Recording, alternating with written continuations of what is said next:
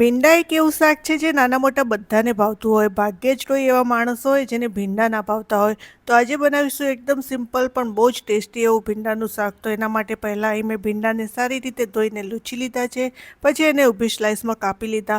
હવે ભીંડાની સાથે લસણ અને મરચાંને પણ ઝીણા ઝીણા સમારી લીધા છે. તો હવે તૈયારીઓ થઈ ગઈ એટલે એક કઢાઈ લઈ લીધી. પછી એમાં ઓઇલ નાખ્યું. ઓઇલ ગરમ થઈ ગયું છે તો જીરા અને હિંગનો વઘાર કરી લીધો. પછી નાખ્યા ચોપ કરેલા મરચાં અને લસણ. એ ફ્રાય થઈ ગયા એટલે નાખી દીધી અડધી ચમચ હળદર અને સમારેલા ભીંડા. એની ઉપર નાખી દીધું સ્વાદ પ્રમાણે મીઠું. બધું મિક્સ કરીને ઢાંકીને 7-8 મિનિટ સુધી પાકવા દઈશું.